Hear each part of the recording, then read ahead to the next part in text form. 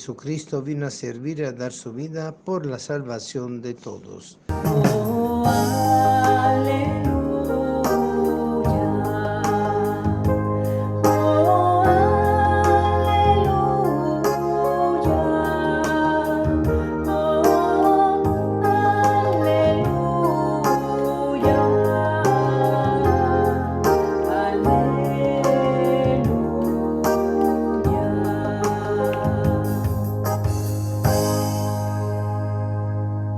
El Señor esté con ustedes y con tu espíritu.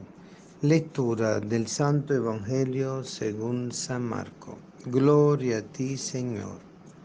En aquel tiempo se acercaron a Jesús Santiago y Juan, los hijos de Zebedeo, y le dijeron: Maestro, queremos que nos conceda lo que vamos a pedirte.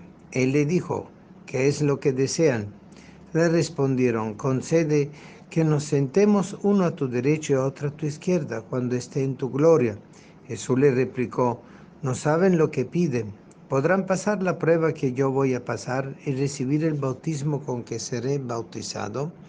Le respondieron: sí podemos. Y Jesús les dijo: ciertamente pasarán la prueba que yo voy a pasar y recibirán el bautismo con que yo seré bautizado. Por eso de sentarse a mi derecha o a mi izquierda no me toca a mí concederlo. Eso es para quienes esté reservado. Cuando los otros 10 apóstoles oyeron esto, se indignaron contra Santiago y Juan.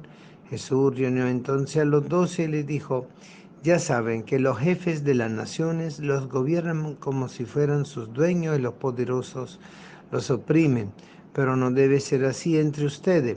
Al contrario, el que quiera ser grande entre ustedes, que sea su servidor, y el que quiera ser el primero, que sea el esclavo de todos, así como el Hijo del Hombre, que no ha venido a que lo sirvan, sino a servir y a dar su vida por la redención de todos. Palabra del Señor. Gloria a ti, Señor Jesús.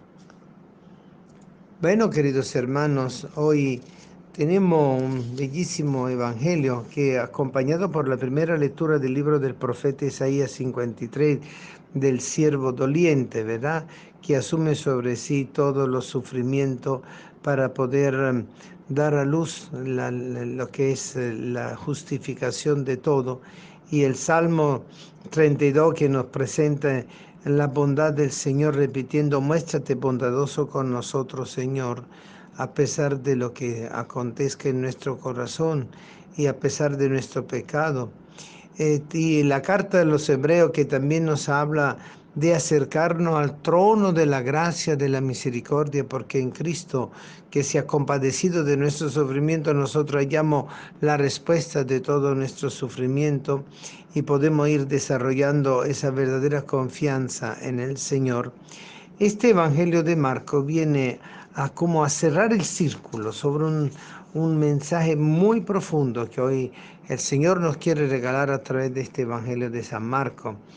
Es el momento cuando dos de sus apóstoles, los dos hermanos, los hijos de Zebedeo, Juan y Santiago, se le acercan. Hay que entender que los hermanos, los hijos del Zebedeo, eran personas que habían ayudaron mucho en la primitiva comunidad cristiana allá en Jerusalén. Y por eso ellos gozaban de un cierto grado de prosperidad, pero también un cierto grado de valor de su presencia dentro de la comunidad. Pero el Señor, justamente al escuchar que ellos le están solicitando poderse sentar a la derecha o a la izquierda de su trono cuando esté en la gloria, evidentemente le echa agua fría sobre ese deseo.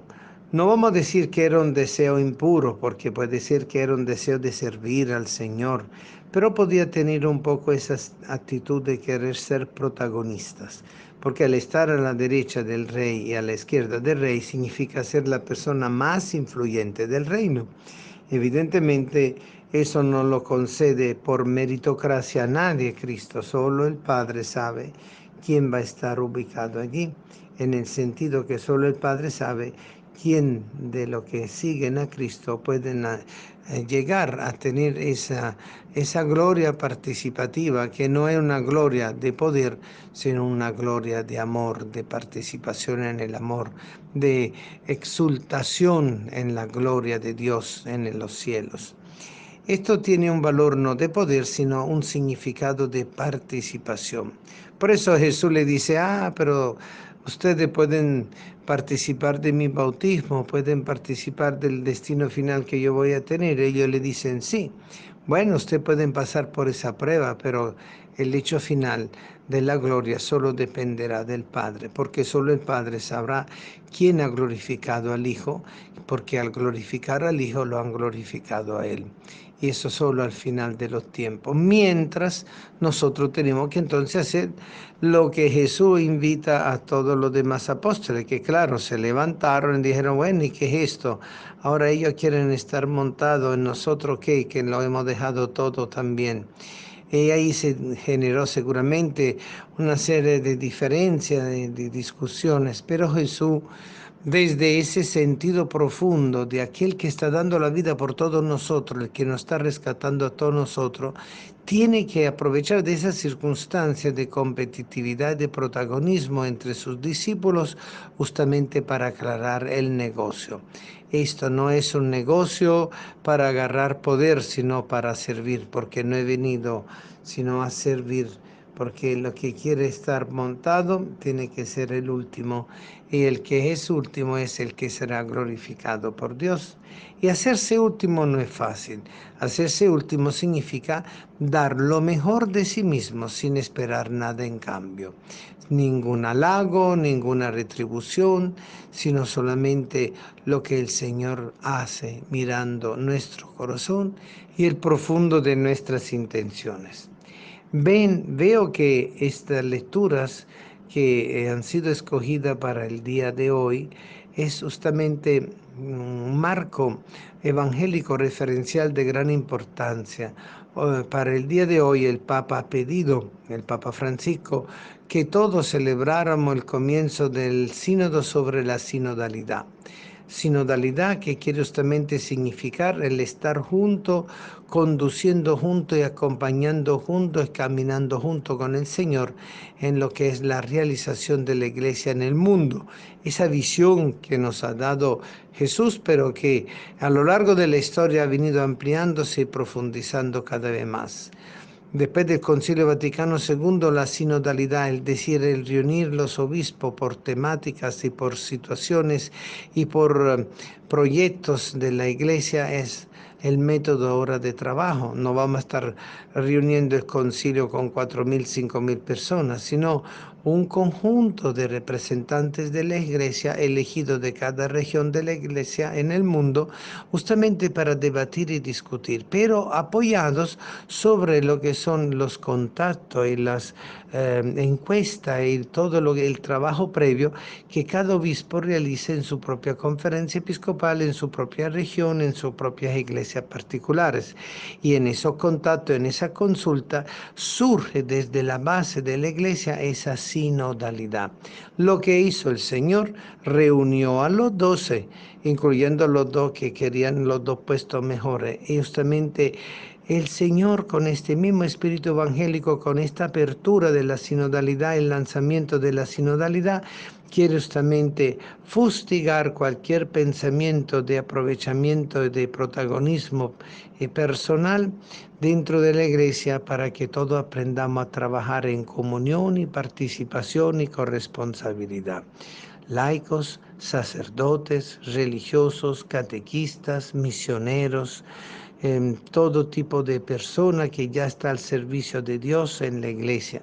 Pero sobre todo, no para servirnos a nosotros mismos y para poder decir, ay, qué bueno, en mi iglesia van 3 misas y van tanta gente en cada misa, aún a pesar de la condición del coronavirus.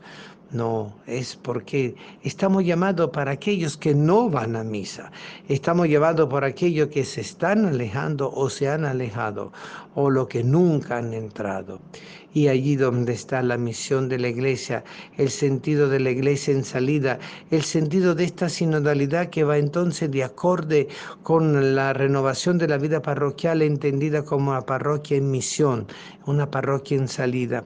Nosotros tenemos que estar realizando lo que hizo Jesús. Jesús no se la pasaba solo con los 12. Jesús andaba para arriba y para abajo, visitando los pueblos, visitando las ciudades, caminando en el campo, en el desierto, en cualquier sitio donde él podía alcanzar, llegar, para permitir justamente que el anuncio de la buena nueva llegara a todos los lugares. Y por eso los evangelios están ricos de encuentros con personas, a veces seguidores, discípulos, masas, así abierta la acción de la presencia de Jesús de Nazaret, el famoso predicador, el famoso maestro y posible Hijo de Dios y posible Mesías según algunos, pero también él le acercaban y entra en diálogo con la samaritana, con el ciego, con el paralítico, con tantos personajes de la vida cotidiana de una sociedad, de una comunidad, pero que normalmente no están incluidos, están excluidos. Por eso este lanzamiento del sínodo sobre la sinodalidad en estos próximos años tiene que ser un trabajo arduo de renovación de la iglesia, de reforma de la iglesia, de purificación de la iglesia, proceso que ya estamos viviendo desde tiempo, desde el Concilio Vaticano II, pero que ahora quiere llegar a un llegadero para arrancar esta nueva etapa, este nuevo Pentecostés al cual todos estamos llamados. Hermanos, no nos crucemos los brazos, no esperemos los cargos ni esperemos los mejores sitios para estar cerca de Cristo, sino ubiquémonos en el corazón del Señor, en el corazón de la iglesia, para así humildemente y pobremente, sencillamente servir al Señor en todo momento. Amén.